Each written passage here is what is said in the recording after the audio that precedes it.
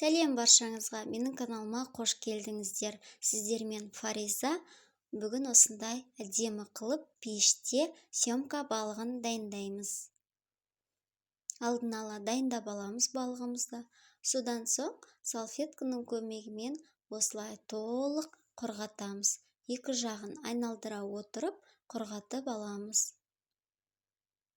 Содан соң осылай үстіне май құйып, щетканың көмегімен жағып шығамыз. Айналдыра екінші бетінде дәл солай жағамыз.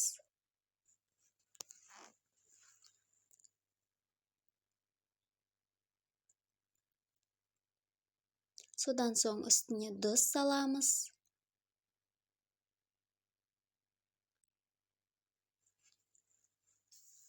Қара бұрыш саламыз.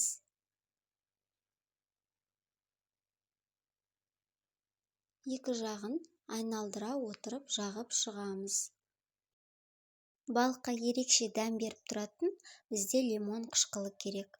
Лимонның өзін пайдаланып, сығып, соғын құйсаңыздар да болады. Менде осындай құрғақ порошок түрі болды. Яғни мен осылай екі жағына себелеп отырып жағып шықтым. Енді біз фольгаға орналастырамыз. Осылай жандарын барлығын орап, толық қаптаймыз фольгаға.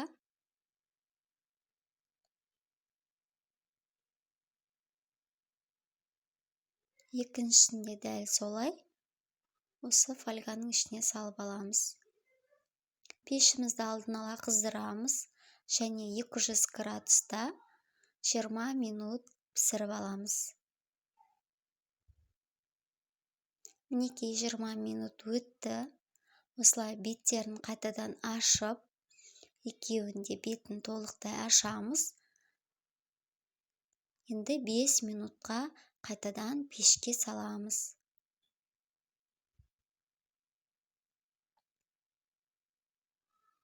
Мінекей беті қызарып, әдемі болып шықты. Міндетті түрде бетін ашып 5 минут пісіреміз. Мінекей бізде өте әдемі қызарып, ерекше болып, осылай пеште балығымыз пісті. Өте дәмді болып шығады, дәмі ерекше болып шығады. Міндетті түрде жасап көріңіздер. Сіздерге ұнайды деген ойдамын. Осылай бөлген кезде енді керемет, үлпілдеп өзі үзіліп, осылай керемет шыққан, дәмі ерекше болып шығады. Сіздермен Фариза. Видеом ұнаса, лайк қойып, каналға тіркеліп, қоңырау шаны басуды ұмытпаңыз. Ас болсын, сіздермен Фариза.